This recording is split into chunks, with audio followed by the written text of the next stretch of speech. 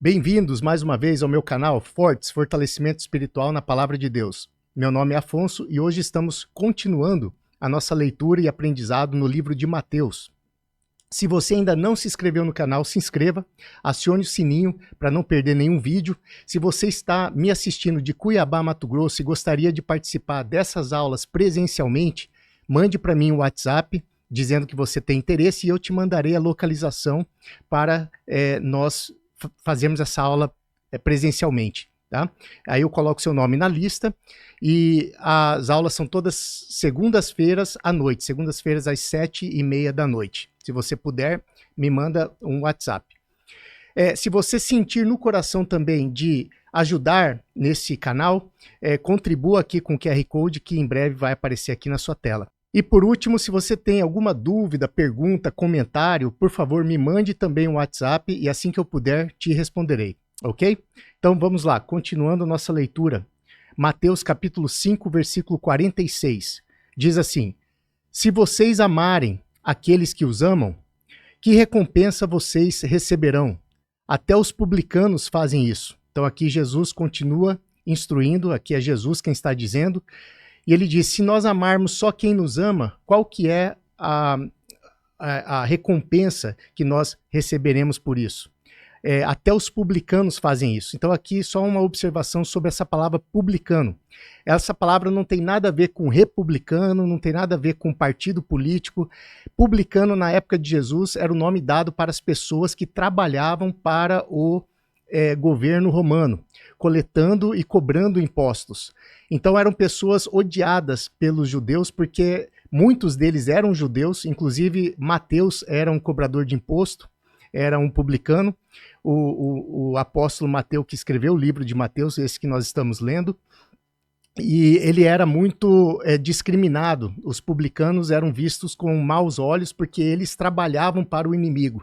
É como se hoje nós fôssemos invadidos pela Argentina e os brasileiros, muitos brasileiros começarem a trabalhar para o governo argentino, dedurando quem está escondendo aonde dinheiro, quem não está pagando imposto, enfim, são pessoas que eram odiadas pelo cidadão comum. Então por isso que Jesus está dizendo aqui, até os publicanos fazem isso, até as pessoas que vocês mais odeiam, Jesus dizendo para o público dele, até as pessoas que vocês mais odeiam fazem isso. Então, que recompensa você vai receber se amar só quem te ama?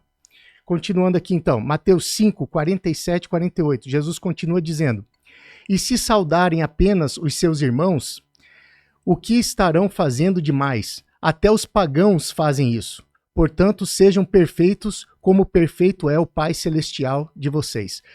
O que é importante ver aqui nesse dizer de Jesus é que Jesus mostra aqui como o pensamento espiritual é totalmente diferente do pensamento racional, mundano, material que a gente vive aqui. São dois opostos.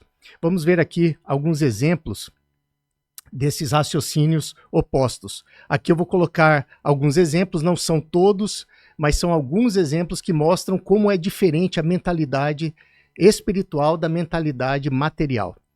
Então vamos ver aqui, ó, como vocês estão vendo aí do lado, o mundo natural, o mundo material, ele diz coisas como, se você é uma pessoa que faz o bem aos outros, você vai para o céu. Quantas vezes nós já ouvimos pessoas falarem isso, dizendo, não, basta você ser uma pessoa de bom coração que você está salva.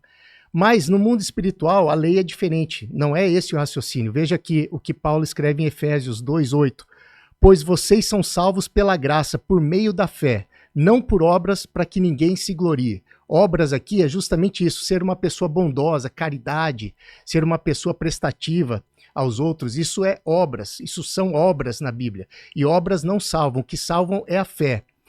Ah, mas Afonso, eu creio que Deus existe. Existem 7 tipos de fé, que eu vou fazer um estudo sobre isso em breve, vocês vão ver aqui no canal. Mas entre essas 7 fés existe a primeira fé, que é a fé racional, que é a fé que crê que existe um ser superior, que existe um Deus, mas eu não quero relacionamento com esse Deus, eu não quero me aprofundar, eu não quero seguir esse Deus, eu só sei que ele existe porque é impossível não ter um Criador. E essa fé não salva, ela é uma fé racional. A Bíblia diz que até os demônios creem em Deus. e tremem. Os demônios têm muito mais fé do que nós, mas não quer dizer que eles estão salvos, não quer dizer que eles seguem a Jesus, né? Então essa fé aqui que Paulo está dizendo é a fé da salvação. É a fé que você diz, existe um ser superior, esse ser superior é Jesus, e eu quero seguir esse Jesus, eu quero pegar a minha cruz e seguir Jesus. Então essa é a fé que salva. Então aqui Paulo está dizendo que é essa fé, é essa atitude de servir Jesus que nos salva, não é o fato de sermos caridosos, bonzinhos e sermos pessoas de bom coração. Isso para Deus não é suficiente para a salvação. Veja aqui outro exemplo de como o mundo natural pensa em comparação ao mundo espiritual. Você tem que se capacitar para poder ser alguém importante na vida. Você tem que se capacitar para ser alguém importante na vida. Meu filho, se você não transmitir, passar a imagem de uma pessoa forte, uma pessoa bem-sucedida, você não vai ter sucesso na vida. Então, isso é o que o mundo nos diz. Mas olha a lógica de Deus. Deus não chama os capacitados, mas capacita os chamados. E um exemplo disso é Moisés e Gideão. Moisés não conseguia nem falar, diz a Bíblia. Ele tinha um problema de gagueira, ele não conseguia falar alto, não conseguia falar em público, mas Deus falou, Moisés, eu escolho você e eu vou te capacitar. Toma aqui Arão, seu irmão, para te ajudar a falar. Você fala para Arão e Arão fala para o povo, já que você não consegue falar, até você desenvolver isso em você. Então, se fosse pensar na lógica humana, na lógica racional da terra, Moisés seria a última pessoa a ser escolhida para governar um povo, tirar um povo do Egito, que é o povo israelita, e levar eles para a terra prometida. Era uma função muito maior do que a habilidade de Moisés naquela época, mas Deus não escolhe o capacitado, ele escolhe a pessoa e depois ele capacita essa pessoa. Outro exemplo é Gideão. Gideão foi levantado por Deus, está lá no Velho Testamento, para lutar contra os midianitas que estavam subjugando Israel, estavam escravizando Israel. Então Deus levantou ele e ele falou para Deus, mas Deus, eu não tenho capacidade, eu não tenho exército, eu nunca lutei.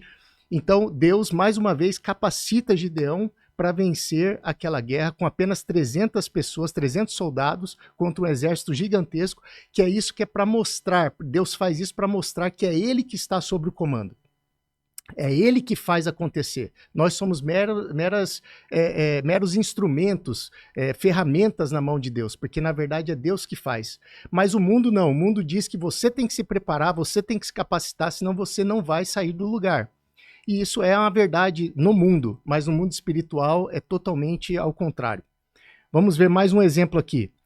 O mundo diz, não se associe com pessoas que não têm nada a te oferecer. Ande só com ricos.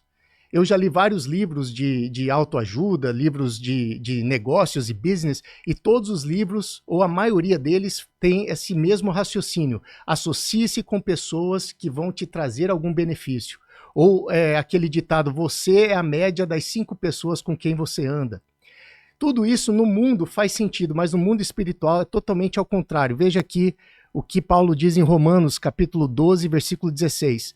Tenham uma mesma atitude um para com os outros. Não sejam orgulhosos, mas estejam dispostos a associar-se a pessoas de posição inferior. Então aqui Paulo está dizendo, não, nós não somos como o mundo, nós não pensamos e não agimos como o mundo.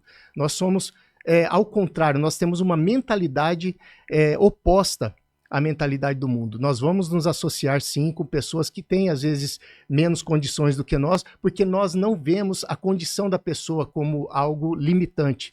Não é quanto dinheiro a pessoa tem, não é o que a pessoa tem que importa para nós cristãos, mas sim o que a pessoa é. Então, essas são verdades espirituais que nós temos que praticar hoje, porque o mundo diz ao contrário. Veja um último exemplo. O mundo diz, não demonstre fraqueza a ninguém. A imagem é tudo. Então, assim, se você lê um livro, vamos supor, do Donald Trump fala muito isso nos livros dele, você tem que sempre colocar uma imagem de forte, de poderoso, de rico, mesmo que você esteja quebrado. Como Donald Trump conta na biografia dele que ele faliu, né? Ele quebrou uma vez, mas ele mantinha a pose. Então isso no mundo funciona, mas no mundo, aqui, nesse mundo caído, nesse mundo onde o diabo governa, Mas no mundo espiritual é justamente ao contrário. Olha o que Jesus diz em Mateus 18:4. Portanto, quem se faz humilde como esta criança, este é o maior no reino dos céus. Então nós temos que ser como uma criança. Como é uma criança? Uma criança não se importa quanto dinheiro você tem, quantos likes você tem, quantos seguidores você tem. A criança, ela gosta ou não de você por o que você é, pela sua personalidade. Então assim nós temos que ser também, sem interesses paralelos. Amém? Então o raciocínio material desse mundo é totalmente oposto ao raciocínio espiritual. Então, continuando a leitura, Mateus capítulo 6, versículo 1, diz assim: tenham cuidado de não praticar suas obras de justiça diante dos outros para serem vistos por eles. Se fizerem isso, vocês não terão nenhuma recompensa do Pai Celestial. Mateus 6, 2.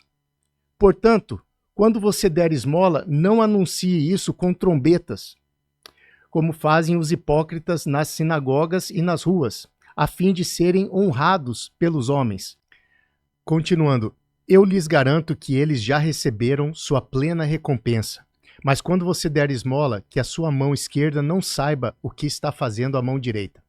Então, como vocês estão vendo aí, eu grifei, já receberam sua plena recompensa. E a minha pergunta para você é, que recompensa é essa que essas pessoas que fazem as coisas para aparecerem para os outros e não para Deus recebem? Que recompensa elas recebem? Simplesmente um bom trabalho, uma admiração de alguém, um bom trabalho, parabéns de alguém, uma admiração das pessoas ao redor, e isso não traz nenhum benefício, só traz inveja. Muitas vezes é só inveja.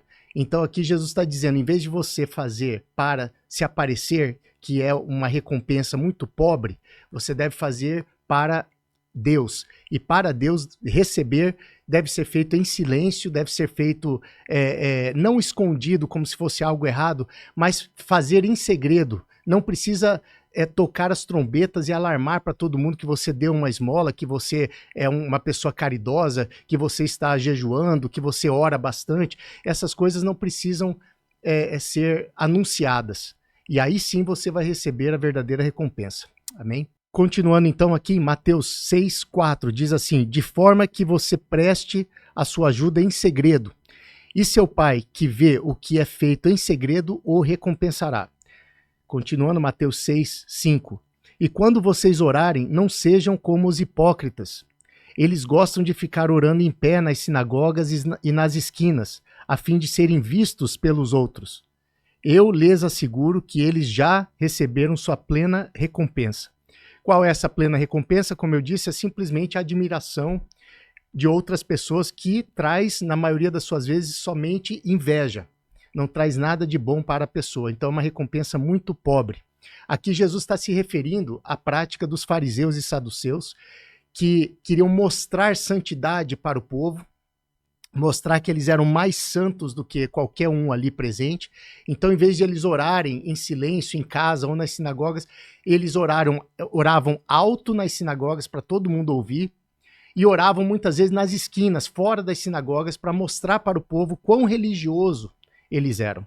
Então esse é o erro que Jesus está dizendo, eles não recebem nada de Deus, Deus nem ouve as orações deles, porque eles não estão com o objetivo de agradar a Deus, de orar a Deus, mas eles querem simplesmente se aparecer para a população e ganhar a recompensa da população, que é simplesmente uma mera admiração do povo. Continuando aqui, Mateus 6, 6, diz assim, mas quando você orar, vá para o seu quarto, feche a porta e ore ao seu pai que está em segredo.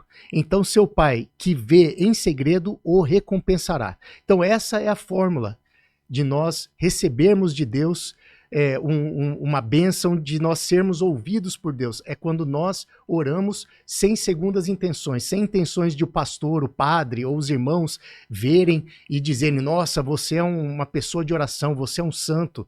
Não, nada disso. Nós temos que orar e buscar a Deus para Deus que vê em segredo, a gente orando trancado a porta no nosso quarto, no nosso escritório, que seja. Aí sim a gente recebe a recompensa de Deus, porque o que é feito em segredo, Deus recebe. Amém? Eu grifei aqui, vê em segredo. Note essa curiosidade. aqui poderia ser dito que aqui Jesus poderia dizer, então seu pai, que escuta tudo em segredo, o recompensará, porque aqui eu estou orando. Ao orar, eu espero que Deus me ouça, né? Mas é curioso que Jesus não escolheu a palavra ouvir aqui, sim o verbo ver. Ele escolheu ver ao invés de ouvir. Por quê? Isso aqui mostra uma verdade espiritual. A Bíblia diz que Deus já sabe tudo que nós precisamos antes mesmo de nós pedirmos.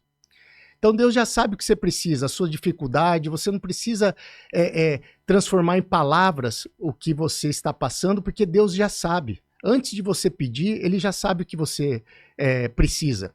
Então aqui Jesus diz claramente, usa o verbo ver, porque aqui ele está dizendo, eu estou vendo a sua ação, eu estou vendo a sua prioridade. No meio do dia você está trabalhando, você tirou meia hora para orar, para se trancar no quarto e me buscar. Então ali eu estou vendo o seu esforço, eu estou vendo que você está me colocando como prioridade no seu dia, ou você está, no mínimo, achando um espaço na sua agenda para mim, para me buscar. Então Deus se agrada ao ver essas ações, nós deixarmos de fazer alguma coisa para buscar a Deus. E ouvir, óbvio, ele não precisa nem ouvir porque ele já sabe o que você precisa. Então é interessante aqui que Jesus usou o verbo ver ao invés do verbo ouvir aqui para descrever que ele vê em segredo, ele vê a sua ação, ele vê o que você está fazendo. Amém? Mas então você pode me perguntar, mas então orações em voz alta na igreja com outros irmãos não é correto, Afonso? Não é certo fazer isso? Eu te digo que é assim, não é esse o problema. Você pode orar alto na sua igreja, você pode orar alto na sua casa, mas o que importa é o motivo no seu coração. Você está orando alto na sua casa para mostrar para a vizinha que você é mais santo que ela? Você está orando em voz alta na igreja para mostrar para o seu padre ou para o seu pastor que você é uma pessoa de oração? Ou você está orando com sinceridade para buscar de Deus uma resposta, buscar de Deus uma bênção ou simplesmente louvando a Deus? Depende do motivo pelo qual você está fazendo isso. Se o motivo for se mostrar, seja qual for o motivo, por que você está se mostrando, aí está errado. Mas se for o motivo de você estar alegre, você está orando alto por estar alegre, mas você está realmente focado em Deus, você não está procurando admiração alheia de homens, então não tem nenhum problema com isso. Amém? Continuando a leitura, Mateus capítulo 6, versículo 7, diz assim, Jesus continua, e quando orarem, não fiquem sempre repetindo as mesmas coisas, como fazem os pagãos. Eles pensam que por muito falarem serão ouvidos. Então, note que aqui Jesus condena a oração robótica, a oração repetitiva, porque Deus não é uma caixa, uma gravadora onde você insere simplesmente orações lá e quanto mais orações inserir, mais Deus vai te abençoar. Não. Deus é um ser como nós, ele quer intimidade, ele quer conversa. Então é como se eu chegasse para você e falasse todo dia, bom dia, você é muito legal, bom dia, você é muito legal, bom dia, você é muito legal, bom dia, você é muito legal. Não faz sentido essa conversa, não faz sentido. Então Deus quer que nós conversemos com ele, falamos como a gente fala um com o outro. Então não devemos focar em orações repetitivas, em rezas memorizadas. Deus não se agrada disso, Deus quer que nós conversamos com ele como você conversa com um amigo. Conte a ele os seus problemas. Conte a ele as dificuldades que você está passando. Ele já sabe, mas conta a ele e ele vai te dar uma resposta. Mas não simplesmente não ore ou faça uma reza simplesmente memorizada achando que Deus vai te ouvir mais por causa daquilo. Veja aqui ao lado, são livros de orações. Eu não tenho nada contra livros de orações, acho muito bom, mas esses livros devem ser usados para inspiração somente. Eles inspiram você a fazer orações mais profundas, usar palavras melhores, ensinar a orar. São apenas livros de inspiração. Nós não devemos pegar esses livros, memorizar aquela oração e dizer, eu vou fazer essa reza todo dia, eu vou fazer o Pai Nosso aqui todo dia. Isso aí Deus não recebe, irmãos. Não recebe porque ele é um ser que quer conversa conosco, ele quer intimidade, ele não é um robô que colocamos lá simplesmente orações dentro dele e recebemos bênção. Amém? Então, continuando a leitura, Mateus capítulo 6, versículo 8, diz assim: não sejam iguais a eles, porque o seu Pai sabe do que vocês precisam antes mesmo de o pedirem. Mateus 6, 9. Vocês então orem assim. Então aqui Jesus nos ensina o famoso Pai Nosso. Jesus diz: Pai nosso que estás no céu, santificado seja o teu nome. Então aqui só um momento, vamos parar aqui para avaliar essas palavras que Jesus está dizendo. Santificado seja o teu nome.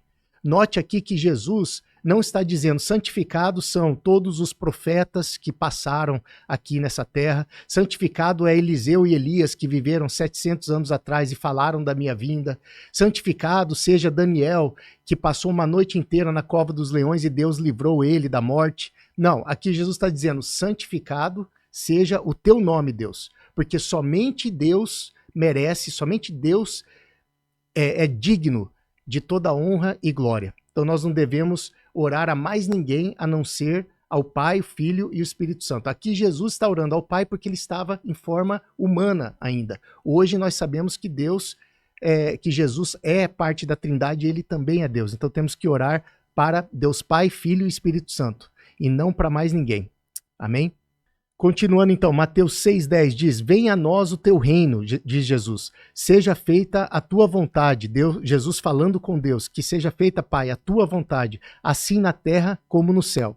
Note que o objetivo final de Deus é que toda a vontade dele seja feita na terra como hoje é feita no céu. A vontade de Deus ainda não é feita na terra, porque ainda não é chegado o julgamento da terra. Então hoje Satanás domina aqui, Satanás que por autorização de Deus, Satanás está permitido ainda dominar esse mundo por algum tempo. Mas virá o fim, um dia, onde está escrito em Apocalipse capítulo 21, onde será feito um novo céu e uma nova terra. E aí sim, toda a vontade de Deus que já é feita hoje no céu, será feita aqui na terra. Veja aqui em Apocalipse 21:1, diz assim, João narrando, né, na ilha de Patmos, João diz: então vi novos céus e nova terra, pois o primeiro céu e a primeira terra tinham passado, e o mar já não existia. Continuando Apocalipse capítulo 21, agora eu vou para 22 e 24, diz assim: não vi templo algum na cidade, pois o Senhor Deus Todo-Poderoso e o Cordeiro são o seu templo. A cidade não precisa de sol nem de lua para brilharem sobre ela, pois a glória de Deus a ilumina, e o Cordeiro é a sua candeia. As nações andarão em luz, e os reis da terra lhe trarão a sua glória. Então aqui, no final de tudo, quando vir a tribulação, antes da tribulação, o arrebatamento, daí vem a tribulação, daí vem o julgamento final, onde Satanás e os demônios serão lançados no mar de fogo e enxofre, onde quando tudo acabar será feito um novo céu, uma nova terra, já não vai precisar mais da lua e do sol, não vai precisar mais do mar, será uma nova terra. E aí aqui nessa terra haverão nações, porque aqui diz, né, que as nações andarão em sua luz e os reis da terra trarão a sua glória. Então haverá reis reinando. Haverá nações, e essas nações serão santas, toda a terra será santa, e todos eles farão somente a vontade de Deus e trarão somente a Deus, que é o único digno, toda a honra e toda a glória.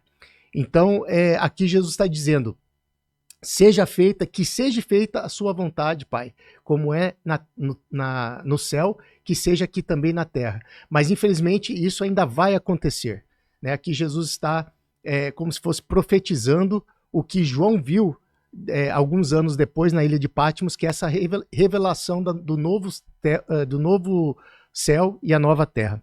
Amém? Continuando a leitura, Mateus 6,11, diz Jesus: dá-nos hoje o nosso pão de cada dia.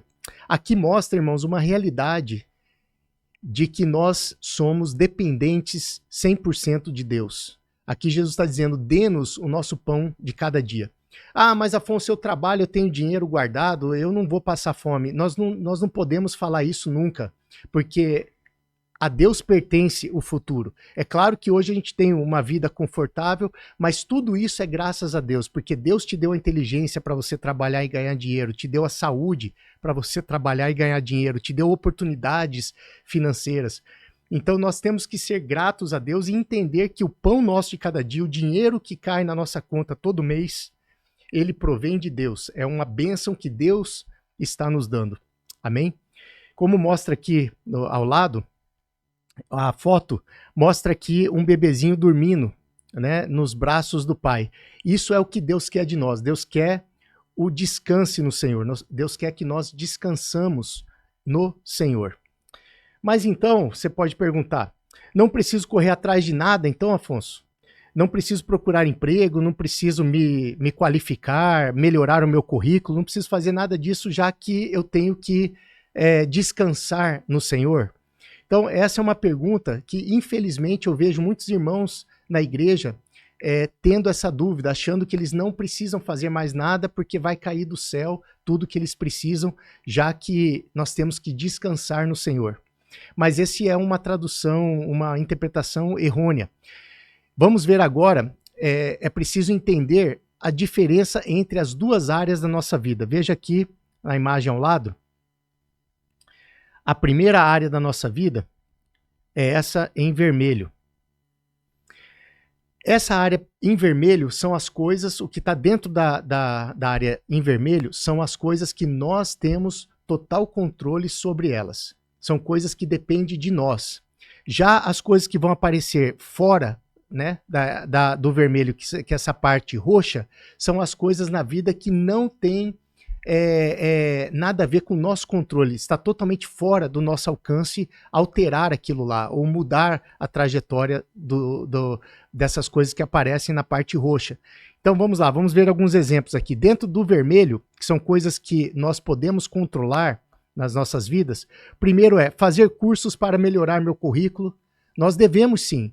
Descansar no Senhor não é deixar de se preparar, deixar de estudar, deixar de trabalhar. Se é algo que está ao seu alcance, você deve fazer. Outro exemplo, ganhar dinheiro. Nós temos que correr atrás de dinheiro. Nós vivemos num mundo onde é necessário dinheiro. Outro exemplo, estudar para concurso. Tem que estudar. Deus não vai fazer a prova por você. Ele não vai fazer você passar simplesmente no concurso, sendo que você não está se esforçando para estudar. Outro exemplo, procurar um emprego. Então essas são coisas que estão dentro da nossa área de atuação. São coisas que nós temos total controle e domínio sobre. Então nós temos que fazer essas coisas. Já as coisas que fogem do nosso controle, como vocês estão vendo aqui, primeiro, concorrência. Você tem uma empresa que agora abriu uma concorrência e você está receoso que vai perder clientes, que essa concorrência vai entregar um serviço melhor e você vai perder dinheiro.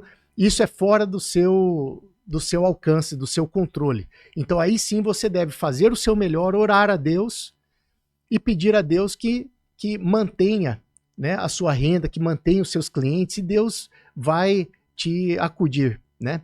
Mas são coisas que estão fora do nosso alcance. Não adianta você ir lá e jogar uma bomba no seu concorrente. Não é assim que funciona. Então nós temos que, nesse caso, sim, orar e descansar no Senhor. Outro exemplo, cenário político. O cenário político no Brasil é muito instável, então a cada vez que muda presidente, traz uma certa preocupação para nós, mas são coisas fora do nosso alcance, então nós temos que simplesmente deixar na mão de Deus. Guerras no mundo que afetam, agora no momento está tendo guerra ainda em Israel e Gaza, na Ucrânia e na Rússia, são coisas que afetam a economia mundial. Então são coisas que nós não temos controle. Então aí sim nós temos que descansar no Senhor, fazer o nosso melhor e orar a Deus para que nada disso nos atinja.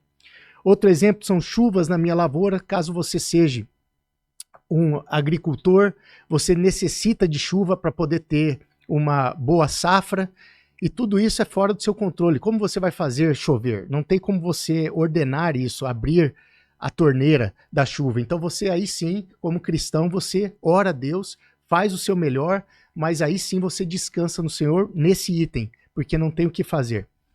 Economia ruim é outro exemplo, novos impostos, o futuro do país, o que os outros pensam de você, tudo isso é fora do seu alcance. Aí sim você deve orar e descansar no Senhor.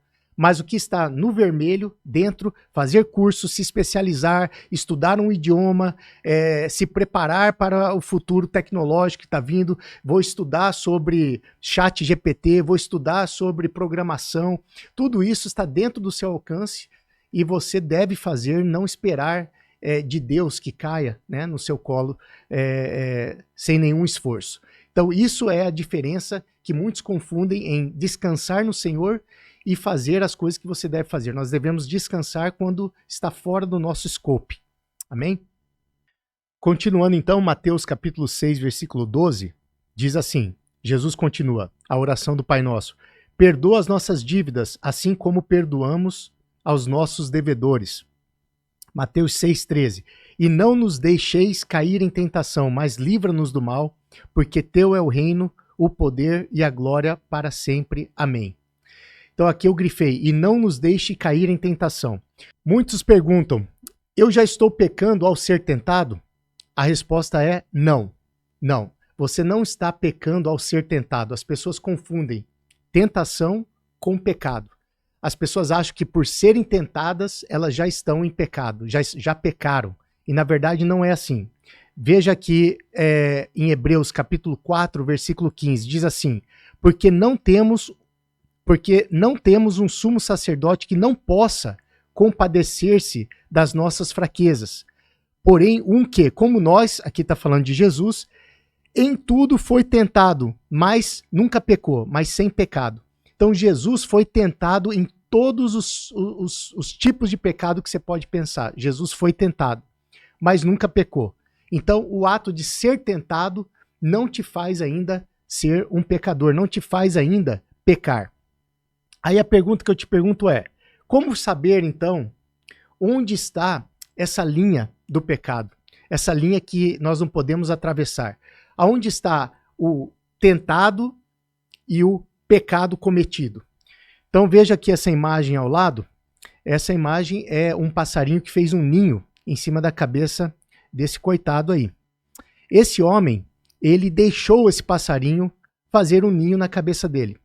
Porque o que nós dizemos é, você não pode impedir um passarinho de pousar na sua cabeça, mas você pode impedir um passarinho de fazer um ninho na sua cabeça.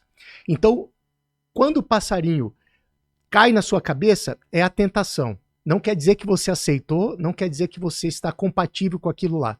Mas a partir do momento que você alimenta aquele pecado, vai criando um ninho na sua cabeça, e aí sim, você já está em pecado. Por exemplo, você vê uma mulher linda sorrindo para você, querendo conversar com você, mas você é uma pessoa casada. E aí você olha e fala, nossa, que mulher linda, mas eu não posso porque eu sou casado. A tentação veio. Você quer ir lá conversar com ela, mas você não alimentou aquela expectativa, você não alimentou aquele desejo. Então, naquele momento, você pode até olhar e a pessoa do seu lado dizer, você pecou. Não, eu não peco por olhar, eu peco por cobiçar. Ao olhar e continuar olhando e cobiçando, aí sim vira pecado. Veja aqui o que diz em Mateus capítulo 5, versículo 28. Jesus diz, eu, porém, lhes digo que quem olhar para uma mulher com cobiça, ou seja, intenção formada, cobiça significa intenção formada, já cometeu adultério com ela em seu coração. Veja aqui ao lado, no dicionário de Aurélio, lá diz, cobiçar não é apenas olhar algo à distância, e sim possuir uma pretensão irreprimível, exagerada e individualista de apoderar-se do bem de outrem. Então, quando você vê aquela mulher bonita, você gostaria de conversar com ela. Se fosse solteiro, você iria lá falar com ela, mas você está numa posição de casado, você não tem mais essa liberdade. Então você pode olhar, olhou pela primeira vez, viu que era uma mulher bonita, ela está sorrindo para você, mas dali em diante você cessa. Aí você não peca, o passarinho pousou na sua cabeça, mas não fez ninho. Mas a partir do momento que você começa a olhar para ela e falar, e imaginar coisas, e dizer para você mesmo, eu vou lá só perguntar o nome dela para saber um pouquinho mais de informação sobre ela, só isso, não vou fazer nada. Aí você já começa a alimentar o pecado, e aí sim você passa de ser tentado para cometer o pecado, que é o que Jesus diz, aquele que olha para uma mulher com olhos de cobiça, com olhos de querer possuí-la, já cometeu adultério. Então, muitas vezes a gente sofre dizendo, eu olhei, sem querer, eu olhei aquela mulher seminua, apareceu na minha frente, eu olhei, eu pequei. Não, você não peca por olhar. Você peca se você alimentar aquele desejo. Amém? É importante ter essa diferença em mente. Diz aqui em Tiago, capítulo 4, versículo 7, portanto, submetam-se a Deus, resistam ao diabo e ele fugirá de vós. Então, isso é a parte de resistir. O diabo vai vir, né? Aquela tentação vai vir, e aí você resiste àquela tentação, e aí sim você não pecou. Foi exatamente assim que Jesus fez todas as vezes que ele foi tentado. Continuando a leitura, então, Mateus capítulo 6, versículo 14 e 15, diz assim, pois, se perdoarem as ofensas uns dos outros, o Pai Celestial também lhe perdoará. Mas se não perdoarem uns aos outros, o Pai Celestial não lhes perdoará as ofensas. Continuando Mateus 6,16. Quando jejuarem, não mostre uma aparência triste como os hipócritas, pois eles mudam a aparência do rosto a fim de que os outros vejam que eles estão jejuando. Eu lhes digo verdadeiramente que eles já receberam a sua plena recompensa. Mateus 6, 17 e 18. Ao jejuar, arrume o cabelo e lave o rosto, para que não pareça aos outros que você está jejuando, mas apenas a seu Pai, que vê em segredo, no caso Deus. E seu Pai, que vê em segredo, o recompensará. Então aqui Jesus está nos alertando para não fazermos o que a Bíblia diz que é o sacrifício de tolo. Muitas vezes a gente faz um sacrifício, porque jejuar é um sacrifício, e Deus não recebe, aí vira um sacrifício de tolo, um sacrifício não recebido por Deus. E como saber se o sacrifício vai virar um sacrifício de tolo ou não? Quando você faz algo, não para Deus, mas faz algo para aparecer para o próximo. Esse virou então um sacrifício de tolo. Veja aqui um exemplo, aqui ao lado aqui vocês estão vendo essa imagem, é um recorte aqui de uma revista. Aqui diz o seguinte, Pablo Marçal inaugura o jejum eleitoral. Olha só, jejum eleitoral. O assunto veio à tona quando Marçal perguntou para Datena sobre política de combate à fome em São Paulo. Então aqui eu já não entendi o que tem a ver o combate à fome em São Paulo com o jejum dele. O jejum é uma coisa totalmente espiritual, para adquirir vitórias espirituais, não tem nada a ver com um problema político de uma cidade como a questão do combate à fome em São Paulo. Então aqui eu já não entendi por que ele fez esse jejum, já está estranho. Aqui diz, durante o debate da TV Record, o influenciador digital e ex-coach Pablo Marçal, do PRTB, afirmou que está fazendo um jejum de 7 dias para atingir o coração do eleitor paulistano. Aqui, mais uma vez, não faz sentido nenhum. O jejum é algo espiritual, para fortalecimento da sua vida espiritual. Não tem nada a ver com atingir os corações dos eleitores. Deus não está preocupado com eleições, Deus não está preocupado com governos. Para você entender, Jesus passou 33 anos nessa terra. Ele veio para o povo dele, que eram os judeus. E o povo dele estava sendo subjugado, humilhado pelos romanos. Jesus, em nenhum momento nesses 33 anos, se preocupou em combater Roma. Tudo que ele falava era voltado para o mundo espiritual. E ele dizia, o meu reino não é desse mundo. Eu não vim aqui resolver problema de Roma. Eu não vim libertar Israel das garras do Império Romano. Mas eu vim mostrar para vocês um caminho espiritual, um caminho de salvação. Então aqui, mais uma vez, não entendi por que esse jejum iria atingir o coração dos eleitores paulistanos. E aqui continua a reportagem, diz, a Record é controlada pela Igreja Universal do Reino de Deus, e pesquisas recentes da Quaest e Datafolha apontam que o ex-coach perdeu terreno para os eleitores evangélicos, que têm migrado seu voto para Ricardo Nunes. Então aqui está o verdadeiro motivo pelo qual Pablo Marçal resolveu fazer um jejum, que é para sensibilizar os eleitores evangélicos. Então aqui eu pergunto para você, ele recebeu alguma coisa de Deus? Nada. Foi um sacrifício de tolo. Foi um sacrifício que não teve fruto nenhum espiritual. Por quê? Porque ele quis mostrar isso daí para o mundo, ele quis atingir aqueles eleitores evangélicos. Então tudo isso é uma encenação. Deus não recebe esse tipo de sacrifício. É exatamente o que Jesus diz para não fazermos. Nós temos que fazer em segredo, né? Orar em segredo, não orar alto para todo mundo ouvir. Ao jejuar, lave o seu rosto, arrume o cabelo, não mostre para as pessoas que você está jejuando. Mas aqui Pablo Marçal, ele coloca na mídia para todo mundo saber que ele está fazendo esse jejum em prol de uma eleição. Então, realmente as pessoas confundem muito, infelizmente fazem muito sacrifício de tolo.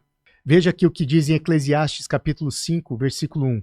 Guarda o teu pé quando entrares na casa de Deus, e inclina-te mais a ouvir do que a oferecer sacrifícios de tolo, pois não sabem que fazem mal. Então nós temos que ouvir mais do que antes de começarmos a fazer sacrifícios, porque muitas vezes quando a gente não ouve, que é uma forma de dizer, estudar a palavra de Deus, entender o que é esperado de nós, o que agrada a Deus.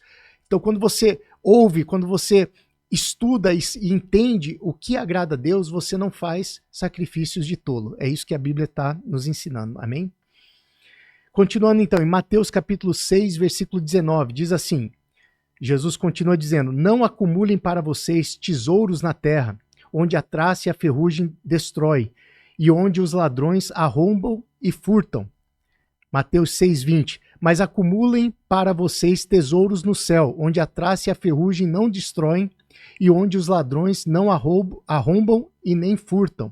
Então aqui é mais uma vez uma mentalidade totalmente diferente da terra. Né? Muitos aqui querem construir coisas aqui, querem deixar legados aqui, e enquanto isso Jesus está dizendo, não, construam coisas espirituais que vão durar eternamente, criem legados espirituais. Então aqui talvez você possa perguntar, devemos então fazer, Afonso, um voto de pobreza? É errado prosperar? Aqui Jesus está dizendo para não juntarmos tesouros na terra, então é errado ser rico, ter posses aqui na terra? E a resposta é não.